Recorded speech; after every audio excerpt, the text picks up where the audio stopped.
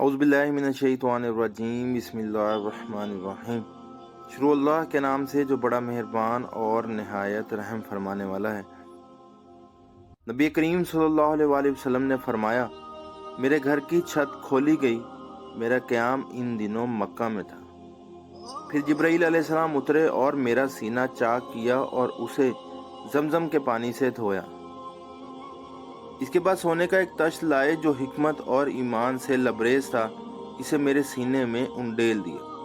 پھر میرا ہاتھ پکڑ کر آسمان کی طرف لے کر چلے۔ جب آسمان دنیا پر پہنچے تو جبرائیل علیہ السلام نے آسمان کے داروغہ سے کہا کہ دروازہ کھولو۔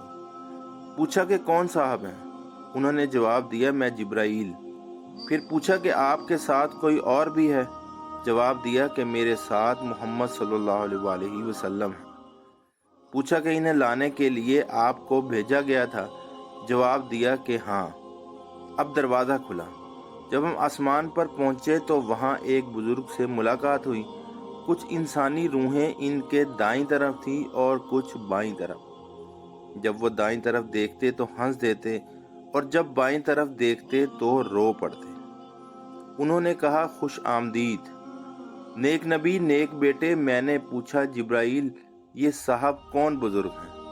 تو انہوں نے بتایا کہ یہ آدم علیہ السلام ہے اور یہ انسانی روحیں ان کے دائیں اور بائیں طرف تھیں۔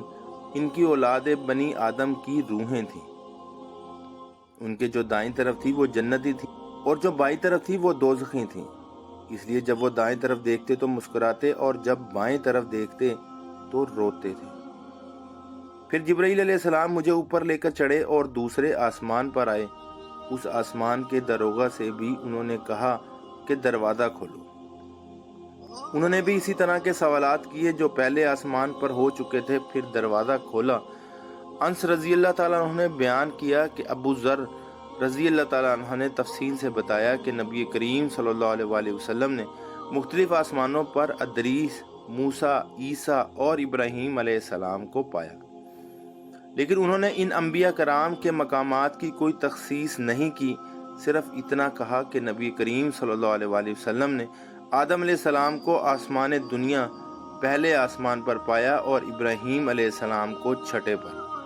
اور انس رضی اللہ تعالیٰ نے بیان کیا کہ پھر جب جبرائیل علیہ السلام ادریس علیہ السلام کے پاس سے گزرے تو انہوں نے کہا، خوش آمدید نیک نبی، نیک بھائی۔ میں نے پوچھا کہ یہ کون صاحب ہیں؟ جبرائیل علیہ السلام نے بتایا کہ یہ ادریس علیہ السلام ہیں۔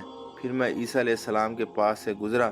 انہوں نے بھی کہا، خوش آمدید نیک نبی، نیک بھائی۔ میں نے پوچھا، یہ کون صاحب ہیں؟ تو بتایا کہ عیسیٰ علیہ السلام ہیں۔ پھر ابراہیم علیہ السلام کے پاس سے گزرا تو انہوں نے فرمایا کہ خوش آمدید نیک نبی اور نیک بیٹے۔ میں نے پوچھا، یہ کون صاحب ہیں؟ جواب دیا کہ یہ ابراہیم علیہ السلام ہیں۔ ابن شہاب سے زہری نے بیان کیا اور مجھے ایوب بن حزم نے خبر دی کہ ابن عباس رضی اللہ تعالیٰ عنہما اور ابو حیہ انصاری رضی اللہ تعالیٰ عنہم بیان کرتے تھے کہ نبی کریم صلی اللہ علیہ وآلہ وسلم نے فرمایا، پھر مجھے اوپر لے کر چڑھے اور میں اتنے بلند مقام پر پہنچ گیا جہاں سے قلم سے لکھنے کی آواز صاف سننے لگی تھی۔ ابو بکر بن حزم نے بیان کیا اور انس بن مالک رضی اللہ عنہ نے بیان کیا کہ نبی کریم صلی اللہ علیہ وآلہ وسلم نے فرمایا، پھر اللہ تعالیٰ نے 50 وقت کی نمازیں مجھ پر فرض کی۔ میں اس فرائضہ کے ساتھ واپس ہوا اور جب موسیٰ علیہ السلام کے پاس سے گزرا تو انہوں نے پوچھا کہ آپ کی امت پر کیا چیز فرض کی گئی ہے؟ میں نے جواب دیا کہ 50 وقت کی نمازیں ان پر فرض ہوئی ہیں۔ انہوں نے کہا کہ آپ اپنے رب کے پاس واپس جائیں کیونکہ آپ کی امت میں اتنی نمازوں کی طاقت نہیں ہے۔ چنانچہ میں واپس ہوا اور رب العالمین کے دربار میں مراجعت کی۔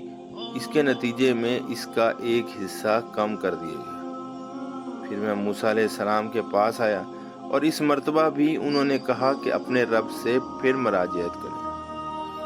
پھر انہوں نے اپنی تفصیلات کا ذکر کیا کہ رب العالمین نے ایک حصہ کی پھر کمی کر دی۔ پھر میں موسیٰ علیہ السلام کے پاس آیا اور انہیں خبر کی۔ انہوں نے کہا کہ آپ اپنے رب سے مراجعت کریں کیونکہ آپ کی امت میں اس کی بھی طاقت نہیں ہے۔ پھر میں واپس ہوا اور اپنے رب سے پھر مراجعت کی۔ اللہ تعالیٰ نے اس مرتبہ فرما دیا کہ نمازیں 5 وقت کی کر دی گئی ہیں اور ثواب 50 نمازوں کا ہی باقی رکھا گیا۔ ہمارا قول بدلہ نہیں کرتا۔ پھر میں موسیٰ علیہ السلام کے پاس آیا۔ انہوں نے اب بھی اسی پر زور دیا کہ اپنے رب سے آپ کو پھر مراجعت کرنی چاہیے، لیکن میں نے کہا کہ مجھے اللہ پاک سے بار بار درخواست کرتے ہوئے اب شرم آتی ہے۔ پھر جبرائیل علیہ السلام مجھے لے کر آگے بڑھے اور سدرۃ المنتہا کے پاس لائے، جہاں مختلف قسم کے رنگ نظر آئے جنہوں نے اس درخت کو چھپا رکھا تھا۔ میں نہیں جانتا تھا کہ وہ کیا تھے۔ اس کے بعد مجھے جنت میں داخل کیا گیا تو میں نے دیکھا کہ موتی کے گنبد بنے ہوئے ہیں اور اس کی مٹی مشک کی طرح خوشبودار تھی۔